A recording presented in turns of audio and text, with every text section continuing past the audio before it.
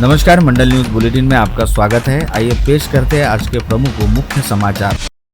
इस समय अमरावती महानगर पालिका में लगभग वही हो रहा है जिसका दैनिक अमरावती मंडल ने मनपा चुनाव के निपटते ही कयास और अनुमान लगा दिया था। त्रिशंकु सदन अस्तित्व में आने और किसी भी पार्टी के पास स्पष्ट बहुमत नहीं रहने के मद्देनजर दैनिक अमरावती मंडल ने चुनाव परिणाम घोषित होते ही अनुमान जताया था कि राज्य सरकार की तर्ज पर अमरावती महानगर पालिका में भी भाजपा के नेतृत्व वाले ट्रिपल इंजन वाली सरकार बनेगी, जिसमें 25 सदस्यों वाली भाजपा, 15 सदस्यों वाली युवा स्वाभिमान पार्टी और 11 सदस्यों वाली राष्ट्रवादी कांग्रेस पार्टी का समावेश रहेगा। और अब वाकई में ऐसा ही हकीकत में साकार होने जा रहा है, क्योंकि मनपा में सत्ता स्थापित करने हेतु भाजपा के साथ गठबंधन में युवा स्वाभिमान पार्टी यानी विधायक रवि राणा और राष्ट्रवादी कांग्रेस पार्टी यानी विधायक संजय खोड़के के गुट भी शामिल है। अब तक लगभग असंभव दिखाई देने वाले इस गठबंधन को साकार करने के लिए दोनों विधायकों एक तरह से बीच रास्ता अपनाया है, जिसके तहत जहां विधायक संजय खोड़के ने सीएम फडणवीस के निवेदन को मान देते हुए गठबंधन में शामिल होने को लेकर हामी देने की बात कही, वही विधायक रवि राणा ने विधायक खोड़के के गठबंधन में शामिल होने को लेकर अपनी कोई भी आपत्ति नहीं रहने तथा राकापा के साथ मिलकर काम करने को दादा के प्रति सच्ची आदरांजलि रहने की बात कही। अमरावती महानगर पालिका में हुए आम चुनाव के बाद अब सदन में पक्षीय बलाबल को लेकर स्थिति पूरी तरह से स्पष्ट हो गई। खास बात यह भी है कि त्रिशंकु सदन वाली महानगर पालिका में सत्ता स्थापित करने हेतु गठ बनाते समय किसी भी राजनीतिक पार्टी ने किसी भी अन्य पार्टी के साथ हाथ नहीं मिलाया है, बल्कि सभी राजनीतिक दलों ने अपनी अपनी पार्षद संख्या के साथ मनपा में अपने गठ पंजीकृत किए हैं, जिसके चलते अब सभी की निगाहें इस बात की ओर लगी हुई है कि महापौर व उप महापौर के चुनाव पश्चात मनपा की स्थायी समिति में किसी पार्टी के कितने सदस्य नामित होंगे तथा स्थायी समिति में किस पार्टी का गठबंधन का बोलबाला रहेगा। साथ ही उत्सुकता इस बात को लेकर भी है कि इस बार स्थायी समिति का सभापति कौन रहेगा, जिसके हाथ महानगर पालिका की तिजोरी की चाबी रहेगी। ऐसे में दैनिक अमरावती मंडल ने तमाम कानूनी प्रावधानों और तकनीकी पेचों को ध्यान में रखते हुए मनपा के सदन में मौजूद स्थिति तथा पक्षीय बलाबल की संख्या के आधार पर यह निष्कर्ष निकाला है कि इस बार मनपा की स्थायी समिति में भाजपा के 5 वाईएफसी व कांग्रेस के 3-3, एमआईएम व राकापा के 2-2 सदस्य रहेंगे तथा शेष एक सदस्य पद के लिए शिंदे सेना व बसपा के बीच ईश्वर चिट्ठी निकाली जाएगी। चुनाव परिणाम घोषित होने के 1 महीने के भीतर चुनाव खर्च का लेखा जोखा जमा न करने पर जिले की नगर पालिका और नगर पंचायतों के 100 से अधिक उम्मीदवारों को नोटिस जारी किया गया है। यह कार्यवाही राज्य निर्वाचन आयोग के निर्देशानुसार की गई है। संबंधित नगर पालिकाओं ने इस उम्मीदवारों को 1 सप्ताह की अंतिम मोहलत दी है। यदि इस अवधि में भी उम्मीदवार अपने चुनाव खर्च का अंतिम विवरण प्रस्तुत नहीं करते हैं तो इसकी रिपोर्ट जिलाधिकारी कार्यालय को भेजी जाएगी। इसके बाद जिलाधिकारी ओर से दोबारा नोटिस जारी होंगे और आगे की अनुशासनात्मक कार्यवाही की जाएगी। अमरावती महानगर पालिका के महापौर और उप महापौर पद के लिए परसों शुक्रवार 6 फरवरी को चुनाव होने जा रहे हैं। महापौर पद के लिए 3 और उप महापौर पद के लिए 3 उम्मीदवार चुनाव मैदान में हैं। इन दोनों पदों के लिए भाजपा, कांग्रेस और बसपा सदस्यों ने नामांकन दाखिल किया है। अमरावती महानगर पालिका के 15 जनवरी को चुनाव संपन्न हुए और 16 जनवरी को मतगणना पूरी हुई। मनपा क्षेत्र में 22 प्रभागों में 87 सीटों के लिए हुए इस चुनाव में भाजपा की 25, युवा स्वाभिमान की 15, कांग्रेस की 15, एमआईएम की 12, एनसीपी की 11, बसपा शिंदे की 3, सेना की 3, शिवसेना उबाठा 2 और वंचित बहुजन आघाड़ी को 1 सीट पर जीत मिली है। दलीय बलाबल को देखते हुए मायावती का सत्ता में आना तय माना जा रहा है। विधायक रवि राणा की युवा स्वाभिमान पार्टी ने पहले से ही भाजपा को समर्थन घोषित किया है। वही एनसीपी भी भाजपा के साथ रहने से अब उनका संख्या बल 51 तक पहुंच गया है। सत्ता में आने के लिए 44 वोट की आवश्यकता है। भाजपा ने महापौर पद के लिए श्रीचंद तेजवानी को उम्मीदवार घोषित किया। वही उप महापौर पद के लिए युवा स्वाभिमान की तरफ से सचिन ओंकारराव भेंडे ने नामांकन दाखिल किया है। महापौर पद के लिए कांग्रेस की तरफ से डॉक्टर संजय शिरभाते, भाजपा के श्रीचंद तेजवानी और बसपा के इस्माइल कासम लालू वाले चुनाव मैदान में है। वही उप महापौर पद के लिए कांग्रेस की लुबना तनवीर, सैयद मखदूम, युवा स्वाभिमान के सचिन भेंडे और बसपा के सचिन किशनराव वैद्य ने नामांकन दाखिल किया है। अब शुक्रवार 6 फरवरी को चुनाव प्रक्रिया शुरू होने पर यह देखना है कि बसपा उम्मीदवार चुनाव मैदान में कायम रहते हैं अथवा किसे समर्थन देते हैं। इसी पर सभी का ध्यान केंद्रित है। अमरावती के शासकीय चिकित्सा महाविद्यालय हेतु चला आ रहा भूमि आवंटन का विषय आखिरकार पालक मंत्री चंद्रशेखर बावनकुले ने आज सॉल्व कर दिया। मेडिकल कॉलेज शुरू हुए 2 वर्ष हो चुके हैं, ऐसे में भूमि आवंटन का निर्णय प्रलंबित था, जिसे पालक मंत्री चंद्रशेखर बावनकुले ने जारी करते हुए बडनेरा के पास कोंडेश्वर रोड पर आलियाबाद सर्वे नंबर 9 में 11.29 हेक्टेयर भूमि का हस्तांतरण चिकित्सा शिक्षा विभाग को कर दिया है। मेडिकल कॉलेज के वास्ते जिले के अन्य नेता तथा अन्य जनप्रतिनिधियों ने अन्यत्र की जमीन के सुझाव दिए थे, वह सभी दरकिनार कर युवा सदन विधायक रवि राणा की बात रखते हुए महायुति ने आज फाइनल कर दिया। शहर के प्रतिष्ठित रिफॉर्म क्लब के वर्ष 2026-28 कार्यकारिणी के चुनाव आगामी 22 फरवरी को होने जा रहा है। एडवोकेट सुनील देशमुख को चुनावी अधिकारी मनोनीत किया गया है। उन्होंने चुनाव कार्यक्रम की जानकारी देते हुए बताया कि अध्यक्ष और सचिव सहित कार्यकारिणी के 11 सदस्यों का चयन किया जाना है। उल्लेखनीय है कि रिफॉर्म क्लब के वर्तमान अध्यक्ष डॉक्टर सोमेश्वर निर्मल और सचिव राजेश रागानी है। राजेश रागानी ने द्विवार्षिक चुनाव की सर्वसाधारण सभा आगामी रविवार 22 फरवरी को सुबह 11 बजे आहूत की है। मतदाता की आवश्यकता पड़ी तो दोपहर 12 से 5 बजे तक होगा। अमरावती आने वाली मुंबई एक्सप्रेस, इसको लौटती यात्रा समय में परिवर्तन किया गया है। पहले 8:05 को जीएसटी से रवाना होने वाली अमरावती ट्रेन अब रात 8:50 पर छूटेगी। यह गाड़ी प्लेटफॉर्म क्रमांक 16 से जोड़े जाने की जानकारी देते हुए महानगर यात्री संघ के अध्यक्ष अनिल तरडेजा ने बताया कि समय परिवर्तन आगामी 14 अप्रैल से लागू होगा। उन्होंने यह भी बताया कि मुंबई से आने वाली एक्सप्रेस गाड़ी की गति बढ़ाई गई है।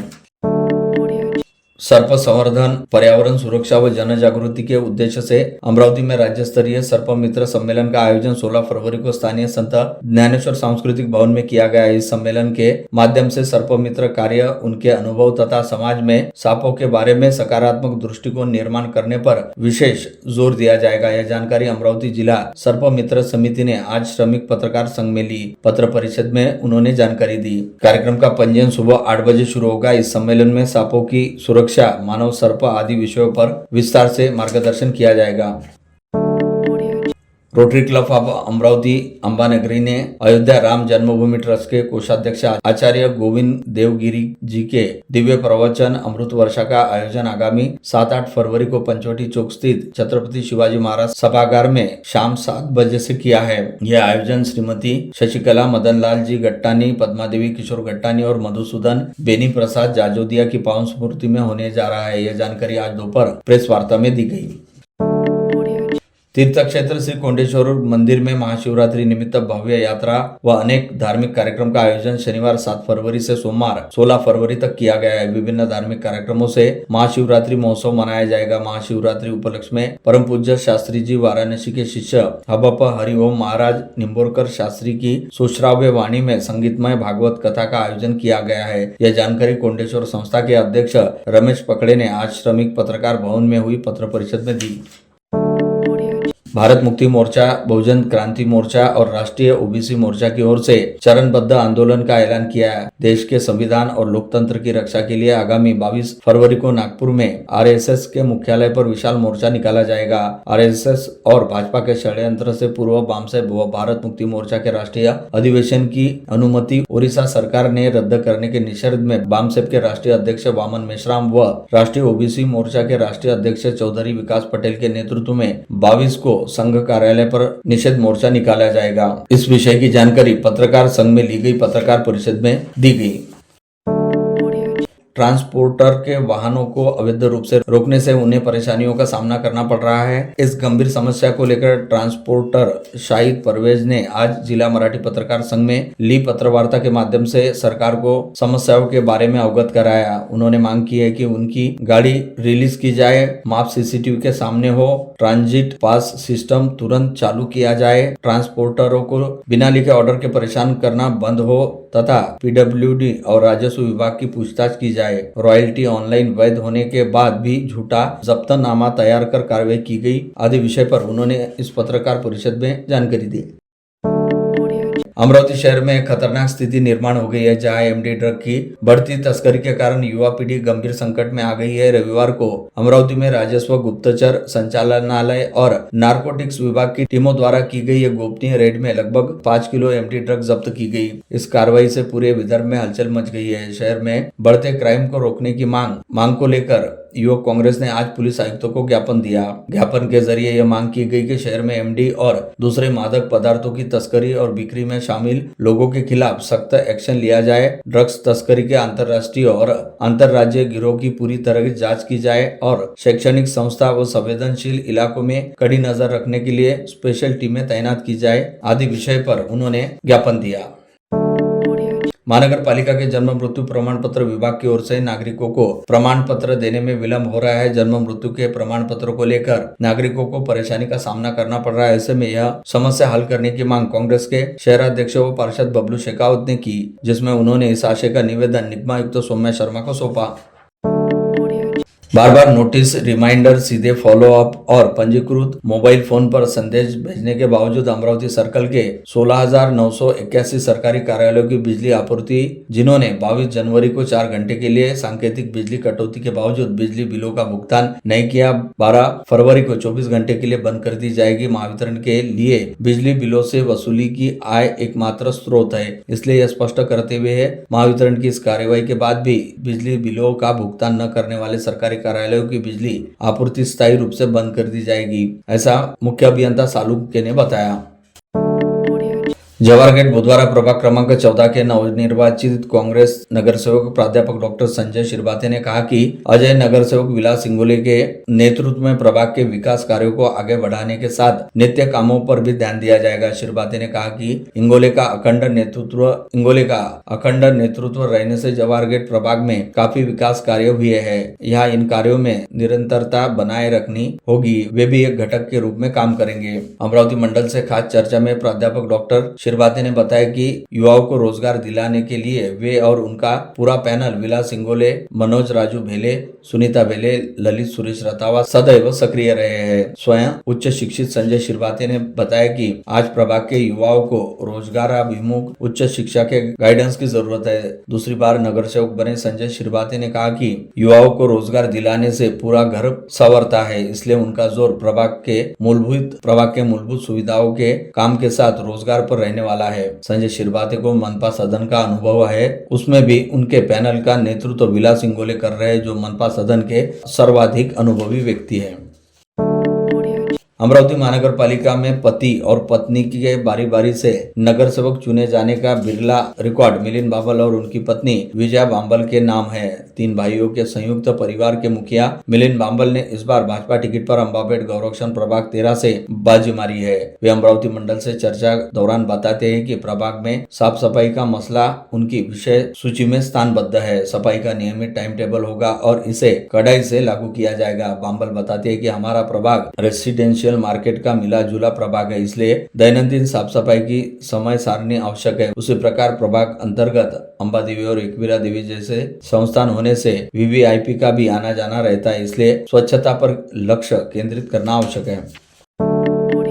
आज के युग में बैंक एवं व्यापारी वर्ग परस्पर एक दूसरे पर निर्भर है, उनका अटूट नाता है। भूतकाल में बैंक रविवार की छुट्टी के साथ पूरे 5.5 दिन चालू रहते हैं। कालांतर में माह के दूसरे व चौथे शनिवार को भी छुट्टी देना शुरू हुआ। अब बैंक कर्मचारियों की मांग है कि सप्ताह में सिर्फ 5 दिन ही बैंक चालू रखे। इस पर प्रतिष्ठित व्यापारी तथा समाजसेवी जुगल किशोर गट्टानी ने सुझाव देते हुए कहा कि भारतवर्ष में त्योहारों पर सार्वजनिक अवकाश पर भी बैंक बंद रहेंगे। कभी कभी तो सोमवार या शुक्रवार को भी सार्वजनिक अवकाश पर बैंक लंबे समय तक बंद रहेंगे। इसका व्यापारी पर विपरीत असर पड़ेगा। विगत 14 सालों से निरंतर संत गजानन महाराज की सेवा कर रहे संत गजानन महाराज बहुउद्देश्य संस्था द्वारा इस वर्ष भी महोत्सव के उपलक्ष्य में अवंतिका, नरेश, महाकाल, उज्जैन मंदिर प्रतिकृति व महाकाल लोक कॉरिडोर की आकर्षक झांकी तैयार की गई है। इस झांकी का आगामी दिनों में करीब 1.50 लाख भक्त दर्शन का लाभ लेंगे। ऐसी जानकारी समाजसेवी तथा उत्सव समिति के अध्यक्ष चंद्र कुमार जाजूदिया ने दी।